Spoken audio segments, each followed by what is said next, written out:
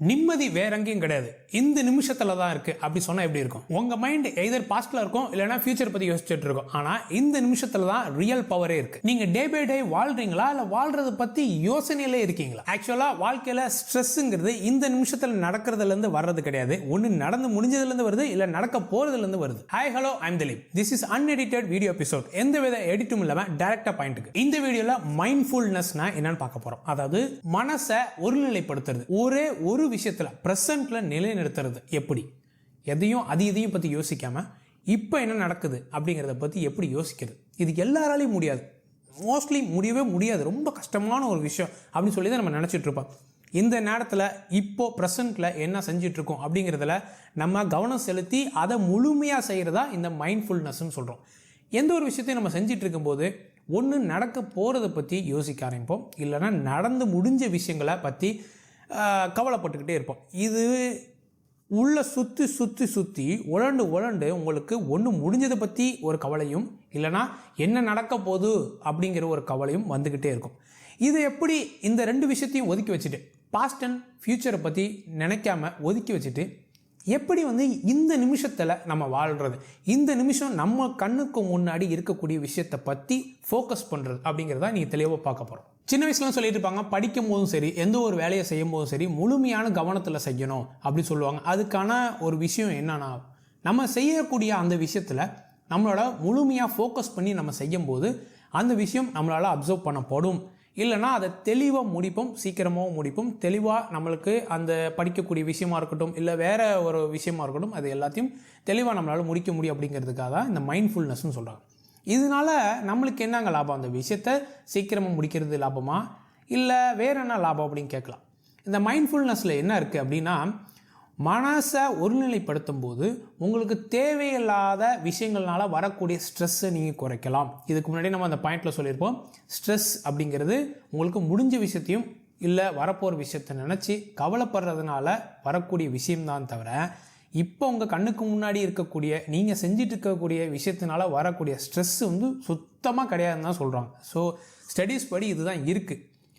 நடந்து முடிஞ்ச விஷயங்களை கவலைப்படுறதை விட்டுட்டு இப்போ என்ன கண்ணுக்கு நேரம் இருக்குதுங்கிறத நீங்கள் ஃபோக்கஸ் பண்ண ட்ரை பண்ணுங்கள். ஃபஸ்ட்டு எடுத்தெடுப்பில் இது வராது.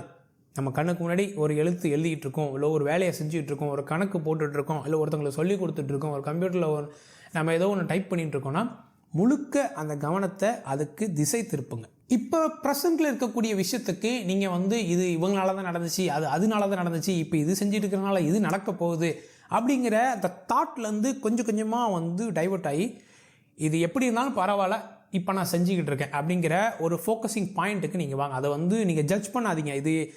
இதனால தான் இவங்களால தான் இந்த பிரச்சனை வந்துச்சு, இவங்களால தான் இது நடந்துச்சு, அது நடக்காமல் இருந்துச்சுன்னா நான் இந்த மாதிரி செஞ்சுட்டு இருக்க மாட்டேன், இல்லை இப்போ இது நடக்கிறதுனால அது நடக்க போகுது, என்ன ஆக போகுதோ தெரியலன்னு சொல்லிட்டு உங்களோட மைண்ட் எய்தர் அங்கே பாஸ்ட்லேயும் இல்லை ஃப்யூச்சர்லேயும் இருக்கிறத விட்டுட்டு ஸ்ட்ரெயிட்டாக ப்ரெசண்ட்டுக்கு வாங்க. அதாவது இப்போதைக்கு உங்கள் பாடி மட்டும் இங்கே இருக்கும், உங்கள் மைண்டு வெளியில் இருக்கும் அப்படின்னு சொல்லுவாங்க தெரியுமா? அந்த மாதிரி இல்லாமல் ரெண்டுத்தையும் ஒருநிலைப்படுத்துங்க.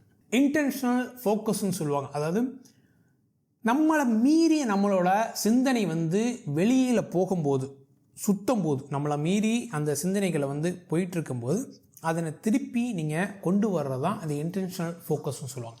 அது ப்ரீத்திங் எக்ஸசைஸ் மூலமாக சொல்லுவாங்க.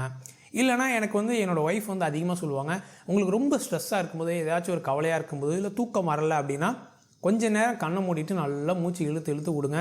அந்த மாதிரி இந்த யோகாவில் வர மாதிரி விஷயங்கள்லாம் நீங்கள் செய்யுங்க அப்படின்னு சொல்லுவாங்க. ஒருத்தருக்கும் ஒரு மாதிரி இருக்கும். ப்ரீத்திங் எக்ஸசைஸ் ஒரு ஆளுக்கு பிடிக்கும், யோகா ஒரு ஆளுக்கு பிடிக்கும். இல்லை கண்ணை மூடி ஒரு சின்ன விஷயத்தில், ஏதாச்சும் ஒரு விஷயத்தில் அடுத்தடுத்த விஷயத்துக்கு குரங்கு மாதிரி தாவாமல் ஏதாச்சும் ஒரு விஷயத்தை பற்றி யோசிக்க ஆரம்பிங்க. ஸோ இன்டென்ஷனலாக உங்களோட மனசை அலைப்பாய விடாமல் அது திரும்பி ஒரு சின்ன பாயிண்ட்டுக்கு கொண்டு ப்ரெசன்ட் சிச்சுவேஷன் கொண்டு வரும். இந்த மைண்ட்ஃபுல்னஸ் தியானமா அப்படின்னு கேட்டால் இது தியானம் கிடையாது. இந்த மைண்ட்ஃபுல்னஸ் என்னன்னா எல்லாத்துலேயும் கொண்டு வரலாம். இப்போ நான் யூடியூப் இந்த வீடியோ பேசிகிட்டு இருக்கேன் அப்படின்னா என்னோட சிந்தனையை மற்ற விஷயத்துக்கு அலைப்பாய விடாமல் சைடில் சத்தம் கேட்கலாம், யாராச்சும் இது பண்ணலாம், ஃபோனு சைலண்ட்லேயே ஃபோன் வரலாம், இல்லை எது வேணாலும் இருக்கலாம், ஓகேவா? அதிலலாம் கவனம் செலுத்தாமல் நான் டைரெக்டாக ஒரு ஆள்கிட்ட பேசிகிட்டு இருக்க மாதிரி உங்கள்கிட்ட நான் போய் பேசிகிட்டு இருக்கேன். ஸோ கேமரா லென்ஸ் பார்த்து, ஸோ அந்த மாதிரி நீங்கள் பார்த்து நீங்கள் பேச ஆரம்பிக்கலாம். ஸோ எந்த ஒரு விஷயம் நம்ம செய்கிறோம், சாப்பிட்றோமா சாப்பிட்றதுல கவனம் செலுத்தணும், எழுதுறதில் கவனம் செலுத்தணும், தண்ணி குடிக்கிறோமா, தண்ணி குடிக்கிறதில் கவனம் செலுத்தணும். நம்ம என்ன செய்கிறோமோ அந்த விஷயத்தில் முழுமையாக கவனம் செலுத்தணும்னு சொல்லுவாங்க. அதாவது சாப்பாட்டை தட்டில் போட்டு அந்த உணவை எடுத்து நம்ம சாப்பிடும்போது அந்த உணவோட ருசி அது எப்படி இருக்குது, அதோட டெக்ஸ்சர் எப்படி இருக்குது, எப்படி நம்ம மெல்றோம், எப்படி நம்ம முழுங்குறோம், அது என்ன மாதிரியான டேஸ்ட்டில் இருக்குது, அது எப்படி செஞ்சுருப்பாங்க. ஸோ முழுமையான கவனம் உங்களோட உணவு மேலே இருக்கும். அதை சாப்பிட்டுட்டு இருக்கும்போதே ஒரு ஃபோனில் நம்ம இன்ஸ்டாகிராம் ரீல்ஸ் பார்க்குறது, நியூஸ் பார்க்குறது, பேப்பர் படிக்கிறது, இல்லை வேறு ஏதோ பேசிக்கிட்டு சண்டை சச்சரவுகளை பற்றி பேசிக்கிட்டே நம்ம சாப்பிட்றது. இப்போ என்னாகும், அந்த சாப்பாட்டு மேலே கவனம் இல்லை. இதுதான் அந்த மைண்ட்ஃபுல்னஸ்ன்னு சொல்கிறாங்க. ஸோ சின்ன தண்ணி கொடுக்குறதுல, சாப்பிட்றதுலையோ இல்லை எந்த வேலை நம்ம செய்கிறோமோ அந்த வேலையில் மட்டும் முழுமையான ஒரு திருப்திகரமான கவனம் இருக்கும்போது இந்த மைண்ட்ஃபுல்னஸ் மனம் ஒருநிலைப்படுத்துறது உருவாகும். ஸோ இது சாப்பிட்றது மட்டும் இல்லை, இது தியானம் மாதிரி ஒரு விஷயமும் வச்சுக்கலாம். எந்த ஒரு டெய்லி ஆக்டிவிட்டி செய்கிறீங்களோ அதில் முழுமையான உங்களோட ஃபோக்கஸை திருப்பும் போது அது உங்களுக்கு இந்த மைண்ட்ஃபுல்னஸை க்ரியேட் பண்ணும். அது நடக்கும்போது வாக்கிங் போகிறீங்க, காலையில் வாக்கிங் போகிறீங்க, இல்லை துணி துவைக்கிறீங்க, இல்லை பாத்திரம் கழுவுறீங்க, இல்லை ஒரு ரேடியோவில் பாட்டு கேட்குறீங்க அப்படின்னா அந்த வேலையை மட்டும் கவனம் செலுத்தும் போது அந்த குறிப்பிட்ட நேரத்தில் அதில் அந்த மனம் இருக்கும். ஸோ இந்த குரங்கு மாதிரி அங்கேயும் இங்கேயும் மரத்துக்கு மரம் தாவற மாதிரி இல்லாமல் குறிப்பிட்ட நேரத்தில் அந்த ப்ரெசன்ட் சுச்சுவேஷனில் நீங்கள் என்ன செய்கிறீங்களோ அதை மட்டும் பற்றி யோசிக்கிறது தான் இந்த மைண்ட்ஃபுல்னஸ். இப்போ இந்த மைண்ட்ஃபுல்னஸ் செய்கிறதுனால, இந்த மனசை ஒருநிலைப்படுத்தி அந்த ஒரு குறிப்பிட்ட விஷயத்துக்கு என்னால் ஃபோக்கஸ் பண்ணுறதுனால எனக்கு என்ன லாபம் அப்படின்னு கேட்டிங்கன்னா, முக்கியமாக ஸ்ட்ரெஸ்ஸை குறைக்கும், படபடப்பை குறைக்கும், ஆன்சைட்டின்னு சொல்லுவாங்கள்ல அது வராமல் இருக்கும். தென் ஒரு ரியல் கான்சன்ட்ரேஷன் டெவலப் ஆகும், உங்களோட இம்ப்ரூவ்டு கான்சன்ட்ரேஷன் சொல்லுவாங்க. ஸோ அது டெவலப் ஆகும்.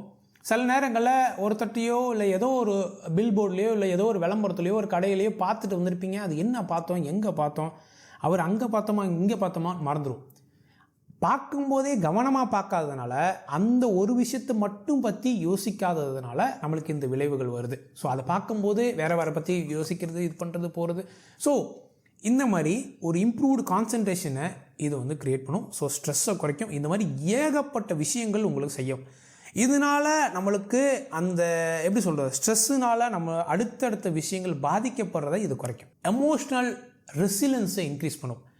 ரெசிலன்ஸ்னா எப்படி சொல்லலாம்னா, உங்களுக்கு சில முக்கியமான தருணங்களில் உங்களுக்கு பாதிப்புகள் ஏற்படும் போது உங்களோட உணர்ச்சி வசப்பட்டு நீங்கள் உங்களோட செயல்பாட்டில் பின்னடைவு ஏற்படாமல் இருக்கணும்னா இந்த விஷயங்களை மைண்ட்ஃபுல்னஸை நீங்கள் செய்யலாம். ஸோ தப்பாக நடக்குது, அது ஏன் நடக்குது, அது என்ன ஆச்சு அப்படிங்கிறதுல கவனம் செலுத்துமே தவிர, தப்பாக நடந்துருச்சுன்னு சொல்லி ஓவராக எமோஷ்னல் ஆக தான் செய்யும், அது யாராலையும் தடுக்க முடியாது. பட் அந்த எமோஷ்னலை ஒரு லெவலுக்கு மேலே ஓவர் கண்ட்ரோல் பண்ண முடியாமல் அதை நம்மளை மீறி போய் நம்ம கெட்டு போகிறதுக்கு, ஓகே நடந்துருச்சு அப்படின்னு சொல்லி அடுத்த செகண்ட் திரும்பி பேக் டு த பாயிண்ட் அப்படிங்கிற மாதிரி திரும்பி வர்றதுக்கு இது பயங்கரமான ஒரு விஷயத்தை மனசுக்குள்ளே உங்களுக்கு இந்த செல்ஃப் எஸ்டீமை, செல்ஃப் இம்ப்ரூவ்மெண்ட்டை தரும். ஸோ மைண்ட்ஃபுல்னஸ் மெடிடேஷன் கிடையாது, it's a way of living சொல்லலாம். ஒரு வாழ்க்கைக்கான ஒரு புது வகையான ஒரு தத்துவம்னே சொல்லலாம். ஒரு அமைதியாக இருக்கிறது, ஒரு கிளாரிட்டியை கண்டுபிடிக்கிறது, ஒரு ஃபோக்கஸ் பண்ணுறது, இதெல்லாம் ரொம்ப நீங்கள் நினைக்கிறத விட ரொம்ப சிம்பிளான விஷயம் தான். அதை டெய்லி ப்ராக்டிஸ் பண்ணும்போது தெளிவாக வரும். ஸோ மைண்ட்ஃபுல்னஸ்ங்கிறது ஊர் சுற்றிட்டு இருக்க மனசை திருப்பி வீட்டுக்கு அழைச்சிட்டு வர விஷயம் தான் மைண்ட்ஃபுல்னஸ். ஸோ இந்த வீடியோ பிடிச்சிருந்துச்சுன்னா இந்த லைக் பட்டனை தட்டி விடுங்க, சப்போர்ட் பண்ணிச்சுன்னா சப்ஸ்கிரைப் பண்ணுங்கள். இந்த மாதிரி இன்னொரு அழகான வீடியோவில் சந்திக்கிறேன். Bye bye.